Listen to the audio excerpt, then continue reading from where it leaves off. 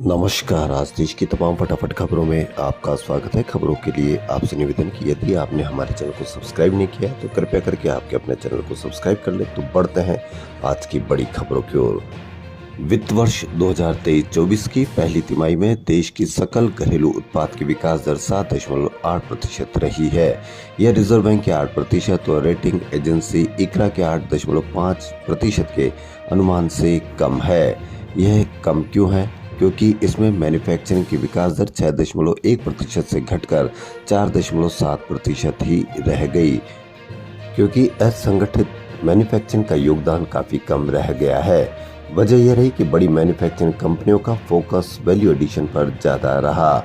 अच्छी बात यह रही कि 8 में से 5 सेक्टर में ग्रोथ रेट 5% से ज्यादा रही। लोकसभा चुनाव 2024 में बीजेपी को हराने के मकसद से बनी विपक्षी गठबंधन इंडिया की तीसरी बैठक मुंबई में गुरुवार को शुरू हुई। गुरुवार की शाम बैठक में 28 दलों के नेता शामिल हुए। मेल मुलाकात के बाद नेताओं ने कहा कि वह देश और संविधान को बचाने साथ आए हैं। बीजेपी से निपटने के लिए एक साझा प्रोग्राम तैयार किया जाएगा। गुरुवार को शिवसेना के प्रमुख और महाराष्ट्र के पूर्व सीएम उद्धव ठाकरे ने विपक्षी गठबंधन के नेताओं के लिए डिनर भी रखा गया। ये बैठक इसलिए भी अहम है क्योंकि 326 सीटों पर दूसरे नंबर पर रहने वाला ग्रुप है ये, जिससे एक भाजपा को बड़ा खतरा हो सकता है और 65% वोट शेयरिंग भी इसके पास है। वहीं इंडिया की आज भी 1 सितंबर को मीटिंग विपक्षी गठबंधन की आधिकारिक बैठक शुरू होगी।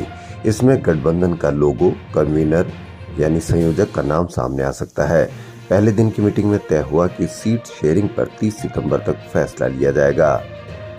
इसमें 11 सदस्यीय कोऑर्डिनेशन कमेटी को भी अंतिम रूप दिया जाएगा। गठबंधन को लेकर राज्यसभा सांसद आपके राघव चड्ढा ने कहा कि बीजेपी को इंडिया से डर है। वे इंडिया शब्द से नफरत कर रहे हैं, उसे आतंकवादी संगठनों से जोड़ रहे हैं। उन्हें इस बात को लेकर भी डर है कि कहीं गठबंधन इंडिया सफल न हो जाए। शिवसेना के नेताओं ने कहा कि संविधान और लोकतंत्र बचाने के लिए इंडिया का गठबंधन साथ आया है। वहीं सीपीएम नेता सीताराम येचुरी ने कहा कि इंडिया गठबंधन का जैसा रेस्पॉन्स मिल रहा है उससे पीएम मोदी और भाजपा सख्ते में आ गए। देश में इस बार दुनिया के सबसे बड़े दिग्गजों की हाजिरी होने जा रही है।